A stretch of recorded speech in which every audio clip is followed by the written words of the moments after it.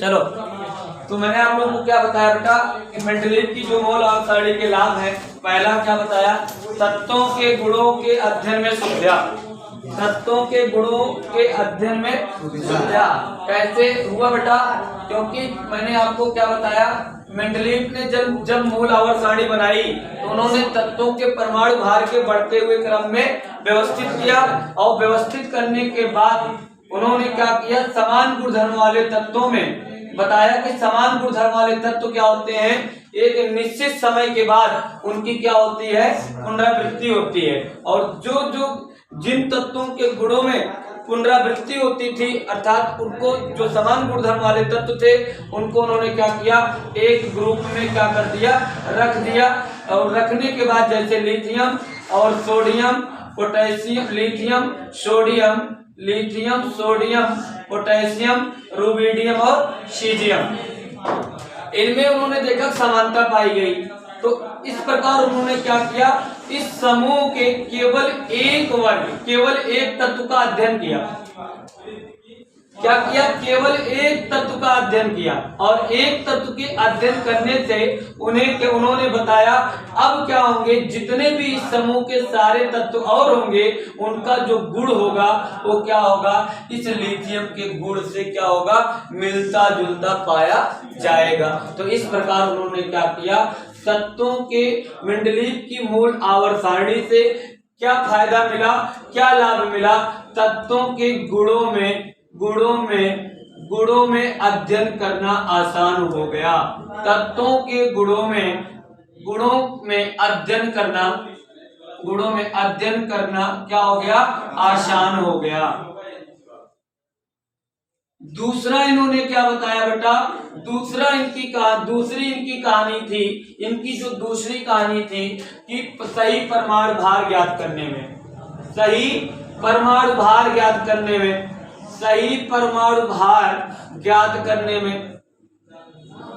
Mendeleev की मूल आवर्त सारणी की खोज होने से क्या हुआ बेटा, जिन तत्वों का परमाणु भार सारणी में गलत थी उनको उन्होंने क्या किया बेटा, उनमें संशोधन हुआ।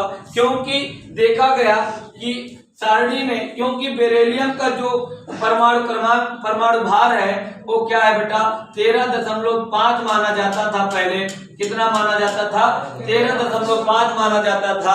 लेकिन जब मेंडलीव ने देखा कि जो ये बेरिलियम है, ये बेरिलियम का जो गुण है इस मेंडलीव की द्वितीय जो ग्रुप है, द्वितीय ग्रुप के तत्व के साथ क्या करता था बेटा, समानता प्रकट करता था। तो उन्होंने कहा कि भाई इनको कहां पर रहना चाहिए था, इन्हें आवर्त सारणी के द्वितीय समूह में रखना था। इन्हें कहां पर रखना था, द्वितीय समूह में रखना था। क्योंकि और क्या बताया, क्योंकि लिथियम का परमाणु भार 7 है और लिथियम का परमाणु भार 7 है और बोरान का परमाणु भार कितना है, लगभग बेटा 11 है। इस प्रकार उन्होंने बताया कि जो द्वितीय समूह है वो किसके समूह के बीच में है, ये आपका लिथियम पहला समूह है, और ये आपका बेटा क्या है, जो तीसरा वर्ग है वो क्या है, बोरान वाला है। कौन सा है, बोरान वाला है। तो द्वितीय समूह के तत्व के साथ अगर ये समानता प्रकट करता था तो इसको कहां पर रखना था, इसे कहां पर रखना था, द्वितीय समूह में रखना था। तो इसका परमाणु भार अगर इसका 7 है, इसका 9 है, तो इसका 11 है, तो इनको कहां पर रखना था, इनको लिथियम और बोरान के बीच में रखना था। क्योंकि जो बेरिलियम था इनका गुण द्वितीय वर्ग के साथ समानता प्रकट करता था। तो इनकी परमाणु क्रमांक बताया, इनका परमाणु भार 13.5 ना होकर क्या होना चाहिए, सही 9.5 माना। इनका परमाणु भार कितना माना, 9.5 माना। इस प्रकार क्या करते हैं, इस प्रकार मेंडलीव की जो मूल आवर्त सारणी थी बेटा, इनसे क्या पता चला, सही परमाणु भार ज्ञात करने में मुझे मदद मिला। इनसे क्या हुआ, मेंडलीव की मूल आवर्त सारणी से सही परमाणु भार ज्ञात करने में आसानी हुई या मदद मिला, आसान हुआ। बोलो आया नहीं आया? अब तीसरी इनकी कहानी क्या थी बेटा? तीसरी कहानी थी नए तत्वों की खोज एवं उनका क्या रिसर्च या नए तत्वों की खोज। तीसरा क्या था इनका? नए तत्वों की खोज, नए तत्वों की खोज करने में मदद, नए तत्वों की खोज करने में मदद, नए तत्वों की खोज करने में मदद। नए तत्वों की खोज करने में मदद कैसे मिला? क्योंकि मेंडलीव ने बेटा क्या किया था? तत्वों को परमाणु भार के बढ़ते हुए क्रम में व्यवस्थित करके ही क्या किया था? अपनी सारणी बनाकर तैयार रखा था। और उन्होंने क्या कहा था? मेरा एक विशेष ध्यान है, हम अगर सारणी में, क्योंकि उनके समय में क्या था? 63 तत्व ज्ञात थे और ये 12 कितने थे बेटा? 12 ऐसे क्या थे? क्षैतिज पंक्तियां थी, 8 क्या थी? ऊर्ध्वाधर पंक्तियां थी। उन्होंने कहा कि हम तत्वों को परमाणु भार के बढ़ते क्रम में रखेंगे और जो समान गुणधर्म वाले तत्व हैं उनको क्या करेंगे बेटा? उनको एक ही समूह में रखेंगे। ऐसा करने से उनको क्या किया बेटा? उनको बीच बीच में क्या करना पड़ा? जगह छोड़ना पड़ा। और जगह जब छोड़ना पड़ा तो इससे दिमाग में एक क्वेश्चन उठा कि भैया इसका स्थान लेने के लिए भविष्य में कोई तत्व अवश्य ही आएगा, अवश्य ही होगा।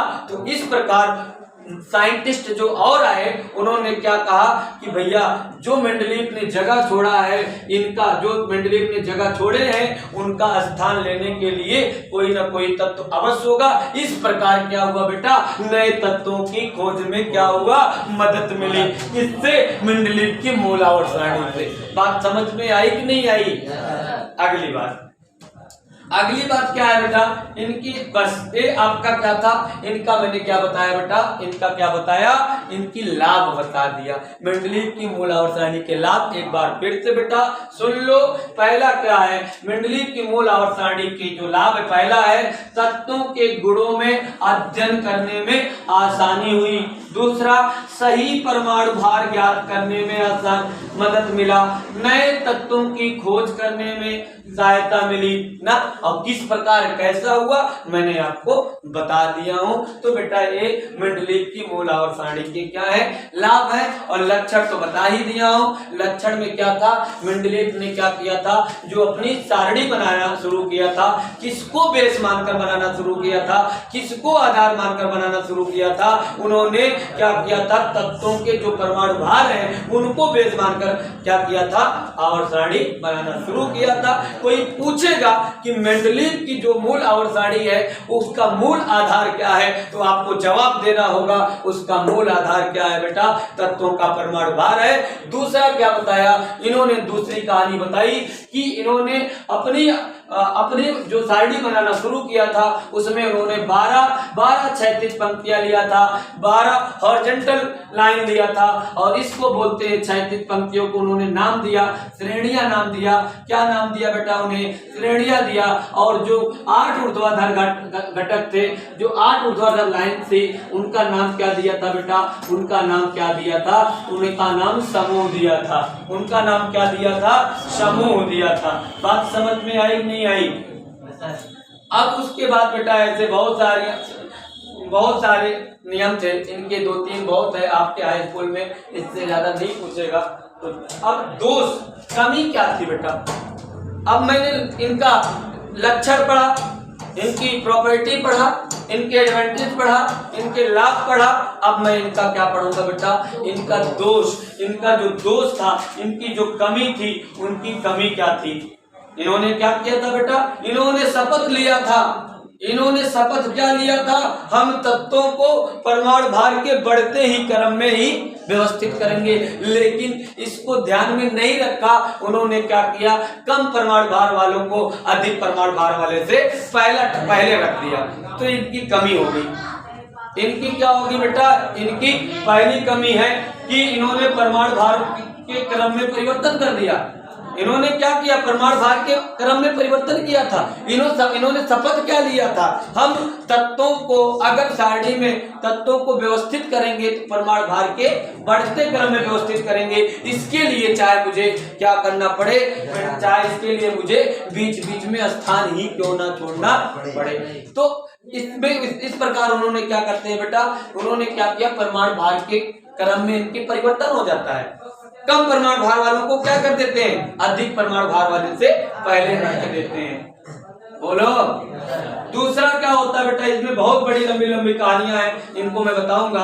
अनेक नए तत्वों के लिए उचित स्थान का अभाव। अनेक उचित जो नए तत्व थे उनके लिए उन्होंने क्या किया, उचित स्थान नहीं रखा। मेंडलीव ने नए तत्वों के लिए, जो भविष्य में नए तत्व खोजे जाएंगे, उनके लिए उन्होंने क्या किया था, नया स्थान नहीं रखा था, नए उचित स्थान नहीं रखा था। और तीसरा क्या था बेटा, समस्थानिकों और संभारिकों की खोज। इनमें क्या हुआ, समस्थानिक और संभारिकों की खोज में भी इन्होंने दो। संभारिक क्या होते हैं बेटा, संभारिक का मतलब क्या होते हैं, ऐसे परमाणु जिनके परमाणु भार तो समान होते हैं लेकिन परमाणु क्रमांक क्या होते हैं, अलग अलग होते हैं। वो क्या कहलाते हैं, वो आपका संभारिक कहलाते हैं। समस्थानिक क्या होते हैं बेटा, ऐसे परमाणु जिनका परमाणु क्रमांक समान हो लेकिन परमाणु भार अलग अलग हो, वो क्या कहलाते हैं बेटा, आपके समस्थानिक कहलाते हैं। इसे इंग्लिश में आइसोबार और आइसोटोप्स बोलते हैं। बात समझ में आया।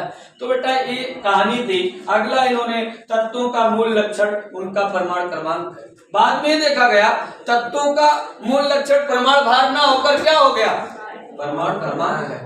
बाद में ये देखा गया, मेंडलीव ने क्या बताया, इनकी कमी क्या थी, इन्होंने तत्वों का मूल आधार क्या माना था, परमाणु भार माना था। लेकिन जब इनमें संशोधन हुआ, जब इनमें कमी देखा गया, भाई तत्वों का परमाणु क्रमांक, तत्वों का जो परमाणु भार है, मूल को तत्वों का जो मूल आधार है वो परमाणु भार ना होकर वो क्या है, परमाणु क्रमांक है। इन्होंने संभारिक और समस्थानिक को अलग स्थान नहीं दिया, सबको एक में ऐसे ठोक दिया ना तो एक संभारिक को स्थान दिया, ना समस्थानिक को स्थान दिया था। इन्होंने सारे तत्वों को इसी में खिचड़ी बना रखा था। बात समझ में आई।